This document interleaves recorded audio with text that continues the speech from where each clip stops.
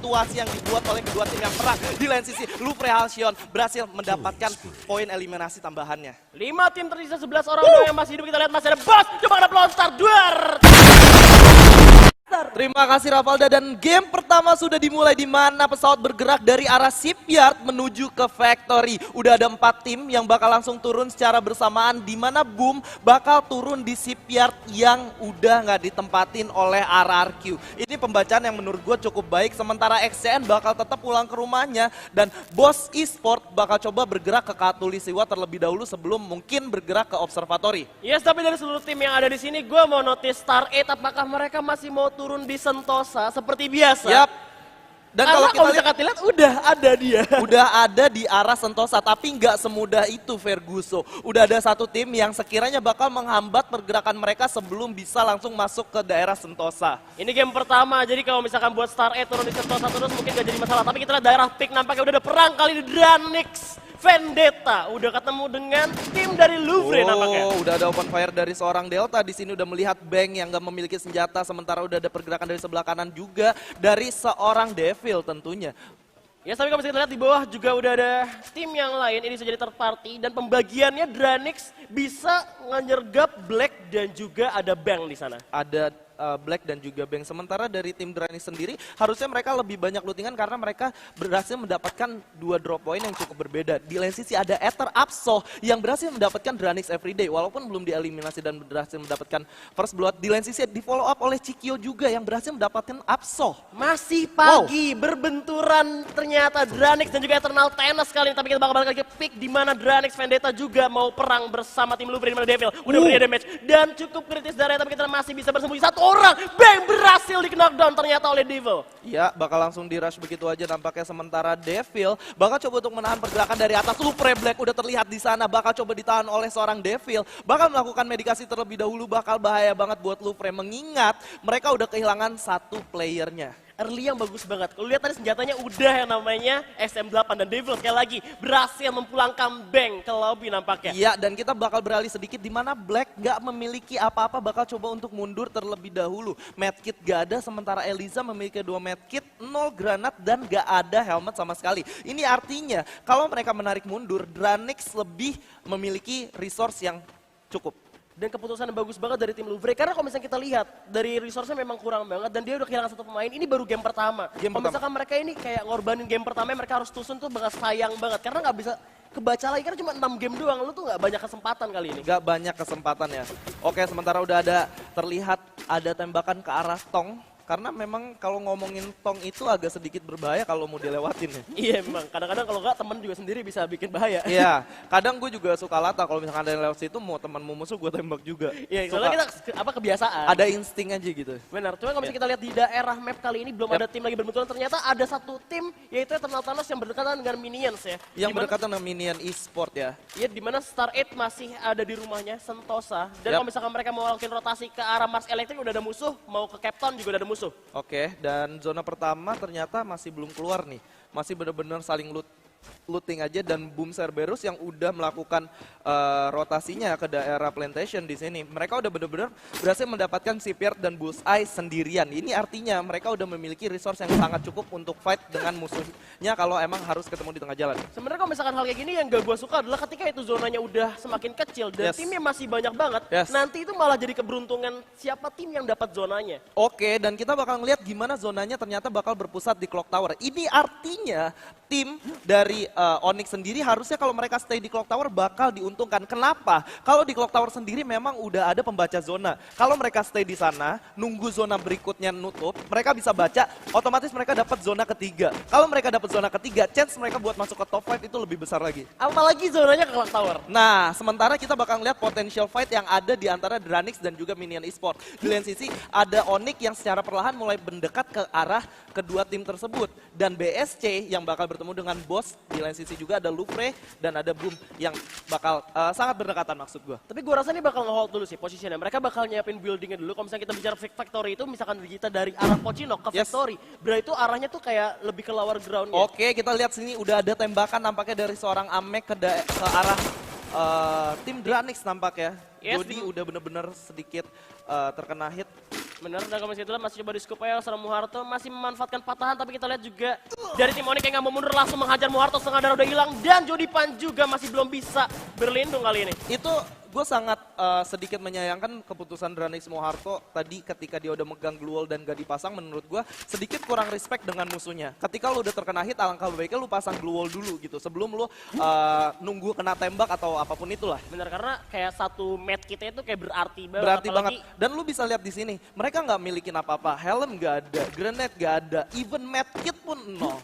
Sekarang mereka kalau ada di posisi kayak gini, mereka kontes dengan siapapun bakal agak sedikit susah. Kecuali mereka memutuskan untuk langsung hajar satu musuh yang lagi defense di compound dan ngerebut semua resource yang mereka milikin. Ya kalau misalnya kayak gini caranya, ini udah banyak banget tim yang pastinya hold position, mainnya pasti placement point juga. Kemanapun mereka lari, mereka bakal ketemu sama musuh. Apalagi drop point mereka tadi di Mars Electric dengan resource yang seadanya aja. Yes. Dan kalau misalnya kita lihat, udah bakal ketemu sama Minions Esports. Ya ini yang gue bilang, kalau emang Dranix mau coba untuk lanjut ke fase late game, gak ada salahnya mereka untuk kontes sekarang dan udah kelihatan di depan ada tembakan dari seorang ABG di sana. Bakal coba untuk melakukan scouting terlebih dahulu, udah memberi info ke temannya bahwa ada dua orang di sebelah kanan dan Dranix memilih untuk bermain defensif juga. Ini artinya Dranix bakal kesulitan untuk masuk ke fase late game, mengingat menurut gue sendiri mereka nggak memiliki AR yang cukup dan medikasi atau medkit yang cukup. Gue rasa di sini mereka harus hold aja antara masuk ke dalam rumah atau mereka langsung back off aja, karena dari minion sendiri gak bakal masuk. Gue rasa kalau misalnya ke dalam rumah ya, lu fightnya bakal dari atas tangga ya kan. Iya, betul. Itu bisa dirugiin sama Minions Esports. Jadi ini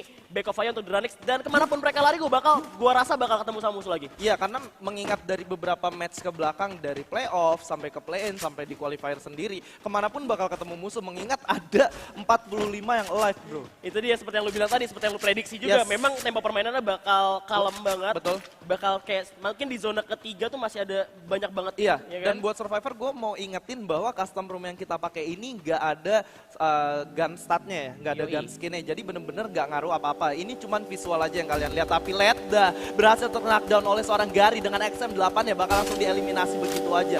Gary bermain dengan sangat efektif dan memiliki fast level 4. Star 8 udah mulai bergerak dan bermain lebih agresif dan melakukan rotasi yang cukup cepat juga dan menggunakan mobilnya tentunya. Iya, dengan menguasai Sentosa seutuhnya, resource dari Stargate bener-bener lengkap banget. Dia dapat satu orang dari Eternal Thanos dan satu orang lagi Rahmat. Ya nggak usah ngapa-ngapain, udah diem aja di sana karena masih ada zona juga. Nanti mungkin zona berikutnya kalau misalnya udah gak dapat zona ya baru lu pindah tempatnya. Dan Stargate masih mencari di mana karena mereka nggak berhasil eliminasi satu tim pun ya kan. Yes, dan gue mau sedikit berbicara tentang update terbaru nih. Gue suka banget gimana Garena bekerja sama dengan Ragnarok ya. Itu ada skin, udah ada fight ternyata di sana, di mana Cupai berhasil terknockdown. Udah ada fight antara tim Dranix. Oke, udah ada spawn grenade juga. Bener, dan Delta udah terknockdown kayaknya. Udah ada glue wall juga dipasang oleh seorang Devil dengan Groze bakal coba untuk menyelamatkan. Dan ternyata Muharto berhasil dijatuhkan. Perang saudara ternyata kali ini. Atau ada shotgun dari Devil. M1887 berhasil menumbangkan seorang Everyday. Bakal ditembak lagi. Cikyo juga terjatuh. Masih bisa on-play dari Devil. 5 poin kill diamankan sendiri oleh seorang Devil. 5 poin eliminasi oleh seorang Devil dengan double barrel shotgunnya. Lu bisa lihat gimana 180 derajat yang dilakukan oleh mereka tadi. Oke, di lain sisi bakal ada fight antara tim Boss dan juga tim Onyx nampaknya. Iya, bakal berbahaya lagi kali ini. Kita lihat udah ada tembakan dari seorang Ngana dengan SM8 nya. Dan kita lihat udah ada pergerakan dari Altayo yang coba untuk follow up tim Onyx kali ini, di mana Bang Iki udah ngebagi tugasnya. Mereka udah ngebagi tugas di Clock Tower dan ini adalah rumahnya dari Onyx. Yap, ini bakal bahaya banget buat tim Boss Esports karena memang Onyx di sini udah bener-bener hafal tentang ininya ya, obstacle-obstacle yang ada gitu. Bener, mereka udah menguasai Clock Tower seutuhnya, tapi kita Cupai juga nggak mau buru-buru. Masih ada Tayo di bagian bawah, udah pakai AK-47-nya. Dan udah nge-spot juga ada di rumah hijau. Dan di sisi lain Star 8 bakal datang. Oh, ada Star 8 yang bakal nembakin ke arah Onyx. Tayo yang bakal kesulitan di sini, di mana Tayo bakal ditembakin dari dua arah yang berbeda. Masih bisa survive. Lu bisa ngeliat gimana perputaran Tayo dengan PD-nya yang udah mengetahui mapnya. Bakal dihit dari mana, dia sembunyi di tempat yang gak kelihatan sama orang. Ada fight antara Iki dan juga seorang Kojak di sini tentunya. Ya, bakal coba tapping lagi di mana Kojak udah menipis dari belakang dan udah menyiapkan shotgun dan masih bisa selamat. Ternyata dari belakang terkena tembakan. Harus terlalu seorang Amek nampaknya kali bakal di commit shot karena udah ada Starnya juga datang. Bakal dikuasai tempat dari tim Boss Esports. Sama Iki dibalikin oleh seorang Aimfoy. Ya, Tayo juga udah kena down. Dua orang. Di mana Amek tersisa sama Lau berdua. Udah sangat sekarat. Bakal langsung di spam granat begitu aja. Aimfoy bakal melakukan medikasi terlebih dahulu tapi nggak bakal tinggal diam. Di mana Star 8 udah mendengar ada bau peperangan. Mereka bakal langsung masuk sekarang ke dalam karena timingnya udah nggak bisa ditahan lagi. Bener, dari Starlight juga bakal setup kayaknya kayak ini. Karena tim Onyx juga masih bertahan, tinggal satu orang yaitu seorang Lau. Tapi Starlight yang nggak mau kalah, nggak mau kehilangan kesempatan yang ada kali udah ini. kelihatan. Bakal langsung ditembak begitu aja. Ada respon bola yang cukup baik di sini. Lau tersisa sendirian. Bakal bahaya banget. Gary berhasil mendapatkan eliminasi terakhir atas Onyx. Bakal ada fight 4 lawan 3 antara Onyx dan juga Starlight. Bakal berbahaya banget kalau mereka ngedrag ke fight yang jarak dekat. 4 lawan 3. Iya, dan kalau misalnya kita ingat, ini Starlight udah ngumpulin lootingnya di Sentosa. Gue rasa lootingnya lebih bagus daripada Boss Esports. Langsung dibantuin dari kanan ada tembakan. Gary dengan shotgunnya berhasil dijatuhkan oleh seorang Aimboy. Tapi kita lihat, bakal dibantu. Oh my god. Tinggal satu orang dari Starlight. Apakah bisa dari Boss Esports untuk memenangkan pertarungan kali ini? Pasti Decoy. Zexia berhasil menjual satu lagi dari Boss Esports. Oke, bakal coba revive terlebih dahulu di sini. Bakal coba untuk komit, ditembakin begitu aja. Tersisa satu orang, 2 lawan 1 nampaknya harus lebih berhati-hati lagi di sini. Oh, mereka respect. Mereka bakal melakukan healing terlebih dahulu dan merevive teman-temannya. Tapi Ngana berhasil knockdown dari jauh. Ada Dranix, Vader. Vendetta dari kejauhan. Holy. Oh my god, Zixia tapi di sini dari Starlight sendiri udah ngamanin 4 poin eliminasi dan dia harus mundur dulu ngamanin placement poinnya. Mungkin bisa ke bawah Clock Tower biar aman. Oke, bakal coba untuk mundur terlebih dahulu nampaknya ya. Dan 3 poin eliminasi yang didapatkan oleh Boss Esports. Tadi kalau kita lihat sebenarnya fight-nya cukup hectic di mana Envoy udah berhasil mendapatkan 2, tapi dieliminasinya sama tim Starlight juga. Dan sekarang ketika mereka udah mulai fight, datang lagi satu tim lagi. Ini bener-bener Starlight Zexia bener-bener menggunakan timing yang pas banget untuk kabur. Bener, timingnya pas untuk berpindah tempat dan tadi sebenarnya Boss itu masih sisa 3 orang. Kalau misalkan Dranix gak ada, itu nggak mungkin kehilangan lagi 1 orang Ana. Iya, betul. Dan sangat disayangkan gak worth it gitu loh fight di sana. Kayak cepet banget ngilangnya gitu ya. Yes. Dan ini ada UAV udah kelihatan ada 3 tim. Pas banget lewatnya teng, langsung ada 3 tim kelihatan titiknya. Ini bisa ngelabuin musuh juga kalau misalnya gue bilang. Karena UAV cuma lewat sejenak doang, itu kalau misalkan dia habis lewat, dia langsung naik, itu bisa jadi surprise. Ah, oke. Tapi kalau misalnya kita lihat di sini Bumi masih nge-hold position juga dan dari Boss ad hoc kali ini yang masih utuh 4 orang karena masih dalam zona juga ngapain keluar kita hold position aja teman ini bisa diuntungkan juga oleh Boom Esports ya Boom Cerberus karena mereka ada di high ground kali ini. Yes, betul banget dan ini bakal menjadi late game yang cukup sulit menurut gue mengingat masih ada 10 tim yang hidup. Dan kita lihat di sini ada XCN bakal menembak ke arah tim Boom yang datang dari belakang. Bakal diserang. Dan kita lihat juga ada blockade ad hoc yang belum mau masuk ke dalam peperangan. Tapi kita lihat di sini juga ada Dranix Vendetta yang udah mendengar suara tembakan dari peperangan yang ada di Bima Sakti Trek. Zona juga bakal menutup. Dan kita lihat bakal kemanakah zona berikutnya. Oh my god, karena tim Louvre. Dan mereka perang di luar zona kali ini, Cai. Iya, bakal langsung ada tembak-tembakan di mana Guns bakal coba untuk mundur terlebih dahulu. Karena bos yang terpancing untuk fight juga. Udah kelihatan ada di depan bakal coba ditembak oleh seorang Dooms di sini. Masih nggak menghasilkan apa-apa. Long fight yang membuang resource cukup banyak. Gak cukup baik buat ketiga tim yang fight di sini. Karena mereka ada di luar zona dan gak mendapatkan apa-apa. Ya kalau misalnya lo lihat ini udah ada Dranix juga yang nungguin dari luar dan Boom juga udah menerima damage begitu banyak seorang Guns masih berlindung diri di balik batu kali ini. Dan kita lihat masih ada Mocha yang masih berusaha untuk meratakan pemain dari Boom Cerberus yang dimana mereka ini harus mikir lagi karena zonanya nggak ada pada mereka. Ya lu bisa lihat gimana Guns mencoba menahan pergerakan XCN 4 orang biar Why Not bisa masuk ke dalam zona atau seenggaknya dapat posisi yang lebih enak. Ini gara-gara no gun skin stats perangnya jadi alot banget karena damage dari long range juga nggak seberapa. Betul. Dan juga lu kalau misalnya jarak dekat butuh banget 1887 cuma ada 2 peluru doang. Cuman ada 2 peluru doang. Ini bakal bahaya banget sementara kalau lu lihat di sini Chogan hanya memiliki medkit 3. Kalau ini long fight, zona bergerak bakal susah banget ketika mereka mau coba masuk ke zona dihalangin musuh dan gak memiliki medkit yang cukup. Yes, tapi kita lihat di sisi lain juga ada ad hoc yang ngalangin posisi dari Boom Cerberus yang terjepit oleh 2 tim sekaligus menjadi roti si daging nampaknya kali ini pas ada Guns berhasil ditangkap oleh pemain dari Boss ad hoc di mana kita lihat Chogan juga berhasil mendapatkan Guns dijepit dari 2 sisi sekaligus, Bos. Dijepit dari dua sisi sekaligus dan kita bakal beralih sedikit di mana Chogan bakal coba memimpin teman-temannya untuk menghajar Why Not yang tersisa sendiri. Bakal sulit banget ditembak dari daerah atas. Udah sangat sekarat, gak bisa berbuat banyak. Boom Cerberus harus dipulangkan di posisi ke-10. 26 orang tersisa dan masih ada 9 tim yang hidup. Ini rame banget, bosku. Iya, ini kanan kiri tadi memang dari Boom Cerberus gak bisa kemana-mana. Tapi kalau misalnya kita lihat sekarang udah ada Dranix Vendetta juga yang udah ngamanin zona berikutnya. Dimana kalau misalnya kita lihat ada pergerakan dari Boss ad hoc ataupun XCN itu bakal terhalang dengan adanya Dranix Vendetta. Dan itu keuntungan mereka, misalkan mereka bisa ngamanin placement point dan juga poin eliminasi yang banyak banget. banget dari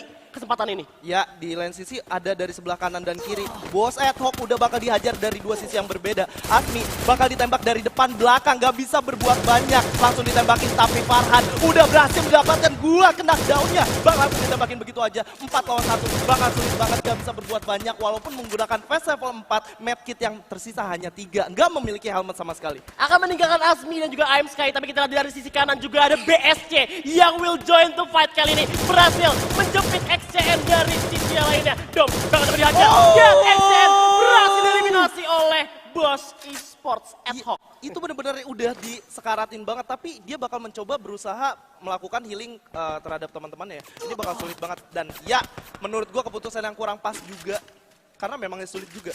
Iya, memang udah dijepit Dranix banget. nyayur, bos. Dranix nyayur, gue udah bilang ini posisinya enak banget. Mereka dapat di pinggir zona, udah dapat. Dan sekarang Eternal Tennis juga Trisha Rahmat yang masih menjadi lone survivor, the last man standing from Eternal Tennis. Dan ini kita lihat di sebelah kanan masih ada tim yang alive dan sisanya udah tereliminasi. Bener. Dan ini masih kurang tepat ya. Oh iya, ada sedikit 7 soalnya kesalahan juga. Ya, betul banget. Dan BSC Hero lagi-lagi berhasil mendapatkan Dranix Devil. Ada tembakan juga di sana, cukup sakit, respon gol yang cukup bagus dari seorang Bagas. Ada fight di depan lagi. Mas Anang udah ditembakin, Bagas udah knockdown di mana mau berhasil mendapatkan satu knockdown-nya, tapi Rahmat yang tersisa sendiri di sini bakal coba untuk memanfaatkan situasi yang dibuat oleh kedua tim yang perang. Di lain sisi, Lufre Halcyon berhasil mendapatkan poin eliminasi tambahannya. 5 tim tersisa 11 orang doang yang masih hidup. Kita lihat masih ada Bos, cuma ada pelontar, duar. Cuma karena setengah darah doang, masih dilemar lagi oleh seorang Alcyon dengan pelontarnya. Ya, udah ditutup, ternyata respect yang cukup baik dari seorang Cupai dan juga Envoy tentunya. Halcyon harusnya tadi kalau emang dia info 2 orang udah hit, mereka punya menang jumlah 3 orang bisa langsung hajar ke daerah Cupai ataupun Envoy. Itu bakal sulit banget ketika udah tahu musuhnya hit, dihajar oleh 3 orang sekaligus walaupun tersisa 2 orang gitu. Iya, karena mereka juga punya pelontar sebenarnya. Tadi udah bisa sekarang, kalau misalkan mereka pede banget itu bisa banget. Tapi kita lihat di sisi yang lain, ada Dranix Vendetta berhasil kayaknya nyayur lagi di pinggir zona. Cuman kalau misalnya kita lihat zonanya, ini gak enak banget, bos. Ada di tengah-tengah sungai dong, kali itu nggak tuh? Ini bakal susah banget ditembakin dari depan. Ini bener-bener bakal ini banget sih. Dranix, Vader, dan kawan-kawan bakal bener-bener nyayur. Dan masuk ke top 3. Lufre dengan 1 poin eliminasinya masuk ke top 3. Ini udah menjadi langkah awal yang cukup baik harusnya. Yes, tapi kita lihat Bos Esports masih menjadi incaran pemain dari Lufre. Udah terkena zona, harus digigit oleh zona. Udah ada gloss yang dibuka oleh seorang Aimfoy tentunya. Dimana tinggal sendirian, pelontar dibuka lagi. Masih gloss yang responsif, bahkan coba berlari dan ternyata berhasil dieliminasi oleh tim Lufre. Tinggal 2 tim Sky. Iya, bakal langsung dihajar begitu aja, di mana Elysia bakal coba untuk langsung masuk menggunakan M79-nya. Delta berhasil mendapatkan 2 poin eliminasi terakhirnya dengan 1 peluru aja. Oh my god, Dranix Vendetta. Seperti yang lu predik, Yes. Dranix benar-benar kuat bermain di offline. Offline nih suka ada surprise dari Dranix yang Wow. mereka tuh mentalnya tuh emang udah kuat banget buat di offline. Iya. Poin eliminasinya banyak, dapat buaya juga, bekal yang